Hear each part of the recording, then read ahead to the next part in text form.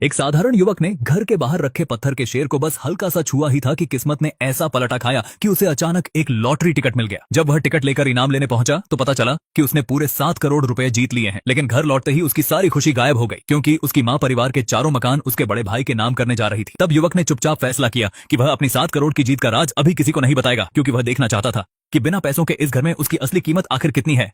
माँ सुन रह गई, उन्हें यकीन नहीं हुआ। क्या कहा तुमने?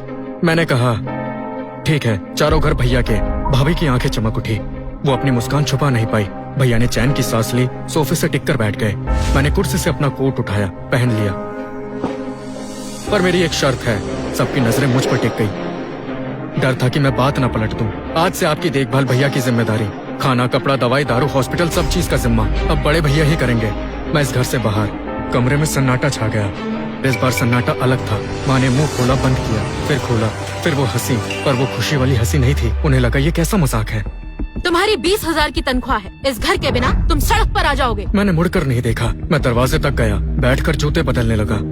पीछे से भाभी की आवाज आई, एक ताने भरी हंसी के साथ। जाओ जाओ, पर निकल आए हैं, और जाओ, जब बाहर गुजारा नहीं होगा तो वापस मत आना। मैंने जूते के फीते बांधे, सीधा खड़ा हो गया।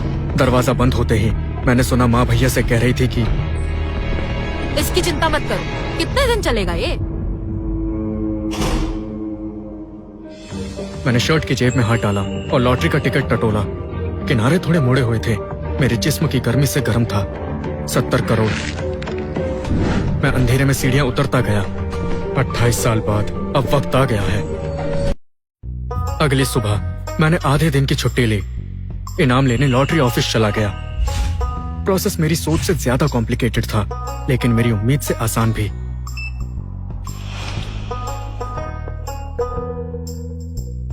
प्रोसेस मुश्किल और नतीजा आसान। टैक्स के बाद 56 करोड़। मैं लॉटरी हॉल में खड़ा 10 सेकंड तक अपना बैंक बैलेंस देखता रहा। नंबर इतना लंबा था कि मैंने बार बार गिना। 56 करोड़। लाइफ सेट हो गई।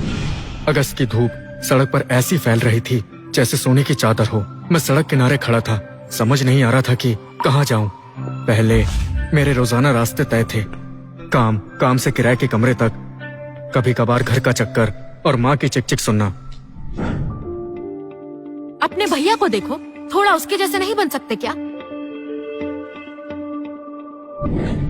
और अब अकाउंट में 56 करोड़ है, किसी को नहीं पता, एक इंसान तक। मैंने एक घर खरीदा, शहर के बीचों बीच, महंगा नहीं। मैंने वेस्ट साइड की नई कॉलोनी में जगह चुनी। 3 बेडरूम, 2 हॉल, बैल्कनी साउथ की तरफ, 128 स्क्वायर मीटर। पूरी कीमत 3 करोड़ 80 लाख। पूरा पैसा एक साथ। कॉन्ट्रैक्ट पर दस्तखत करते टाइम सेल्स वाली मैडम के हाथ कांप रहे थे। इसीलिए नहीं कि 3 करोड़ 80 लाख बड़ी रकम थी, बल्कि मेरे कपड़ों की वजह से। मैं पूरा पैसा देने वाला कस्टमर नहीं लग रहा था। घिसी हुई टी शर्ट पहनी, पैंट पर कीचड़ के छींटे। उसने शायद सोचा मैं अपने बॉस का काम करने आया हूँ। जब तक मैंने कार्ड स्वैप नहीं किया, उसने मशीन से निकली पर्ची पर नजर डाली। एक पल को उसका चेहरा ही जम गया, पर उसने कुछ नहीं पूछा। जमीन से छत तक की खिड़कियों से धूप अंदर आ रही थी। पूरा फर्श रोशनी से भरा हुआ था। कोई सामान नहीं, साफ, खुला खुला। इतना सन्नाटा कि अपनी सांस भी सुनाई दे। दोपहर को आकर अपना सामान हटा लेना, तुम्हारा भैया उस कमरे में स्टडी बनाना चाहता है। उनका लहजा बिल्कुल कल जैसा ही था, जैसे चारों घर भैया को देने वाली बात हुई ही नहीं थी, या यूँ कहूँ कि उनकी दुनिया में ये सोचने लायक बात थी ही नहीं। घर बड़े बेटे को ही मिलता है। ठीक है, मैं आ जाऊंगा। आँख और दिल से दूर नहीं, उन्होंने कभी अपना मुझे। मैं पुराने घर पहुँच गया। मेरा कमरा लगभग पूरी तरह खाली हो चुका था। चद्दरें फर्श पर पड़ी थी, कपड़े 2 कचरे की थैली में ठूसे हुए थे। मेरी किताबों को भी कचरा ही समझा गया। एडम, वो कील भी निकाल दो, किसी को लग गई तो। ठीक है।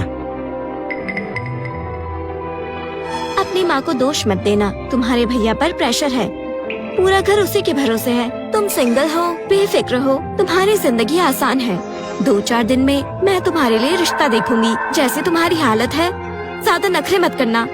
मैं अपना सामान लेकर बाहर आया। भैया बड़े कमरे से बाहर निकले। एडम, बाहर ढंग से रहना, कुछ चाहिए तो फोन कर लेना। उन्होंने मेरे कंधे पर ठीक वैसे ही हाथ रखा, बिल्कुल वैसे ही जैसे हर बार मेरी चीज लेने पर कहते थे, बाद में नहीं दिला दूंगा। बिल्कुल वही स्पर्श, पर उन्होंने कभी नहीं दिलाई। 56 करोड़। घर के 3 करोड़ 18 लाख निकाल दो तो बचे 52 करोड़ 22 लाख। मैंने फोन की स्क्रीन बंद की, गाड़ी की खिड़की से टिक गया। बाहर इमारतें, पेड़, स्ट्रीट लाइट, होर्डिंग्स सब पीछे जा रहा था। किताबों का एक डब्बा, एक इंसान, 3 करोड़ 18 लाख का घर और बैंक में 52 करोड़ 22 लाख। बस इतना ही है मेरे पास। मैंने एक गद्दा मंगवाया और बिस्तर तक किया। वो कल तक आएंगे, तो आज फर्श पर ही काम चलाना पड़ेगा। जब मैं लेटा तो छत बिल्कुल सफेद थी। नई जगह में कोई बू नहीं है, ना माँ के अचार की खुशबू, ना भाभी के परफ्यूम का कोई निशान, भैया की सिगरेट का धुआं तक नहीं, पूरे कागज जैसा साफ। सबको लगता है उस घर के बिना मैं जी नहीं पाऊंगा, पर उन्हें नहीं पता यहाँ तो फर्श भी नया है। घर छोड़े चौथा दिन भाभी का फोन आया। एडम, आज फ्री हो? मैंने एक लड़की देखी है तुम्हारे लिए, साथ में खाना खाते हैं।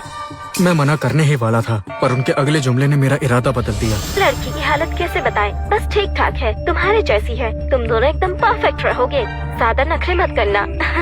परफेक्ट जोड़ी, एकदम ठीक। उसने ये तक नहीं पूछा कि मैं रहता कहाँ हूँ या कैसा हूँ, सीधा प्लानिंग पर आ गई। तो कितने बजे? 12 बजे ओल्ड फ्लेवर्स रेस्टोरेंट आना जरूर। घर की चीजों पर मैंने 10 लाख से भी कम खर्च किया है। जिसके हाथ में 50 करोड़ से ज्यादा हो, उसके लिए ये सिर्फ 10 रुपए जैसा है। पर बाहर निकलते वक्त मैं वही घिसी हुई टी शर्ट पहनी हुई जिस पर रोए हैं, पैसे बचाने के लिए नहीं। बस यही जानने की उत्सुकता है कि ये लोग कितना गिर सकते हैं। मैं रेस्टोरेंट पहुंचा तो भाभी पहले से वहां बैठी हुई थी। उनके सामने एक लड़की बैठी थी, छोटे बाल, गोल चेहरा, हल्की नीले रंग की ड्रेस में। उसकी आंखें साफ थी और वो सीधी तनकर बैठी थी। मुझे अंदर आते देख वो खड़ी हो गई। हेलो, मैं सारा ब्राउन। उसकी आवाज हल्की थी पर साफ और ताजगी भरी। मैंने सर हिलाया। Adam quarter.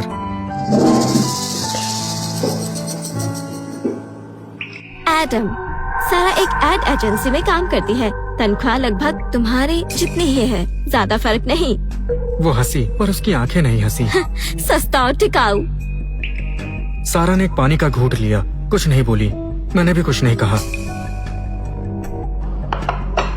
खाना आने के बाद भाभी और ज्यादा बोलने लगी। लड़का अच्छा है पर कमाता ज्यादा नहीं, 20,000 से थोड़ा ऊपर। ये समझता ही नहीं ये अपना घर कैसे खरीदेगा।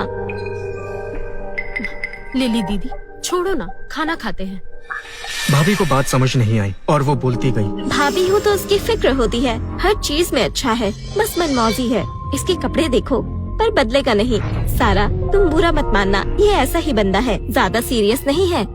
मैंने खाने के लिए चम्मच उठाया, तभी सारा का चेहरा थोड़ा सा सख्त हो गया। उसने चम्मच रख दिया और भाभी की तरफ घबराते हुए देखा।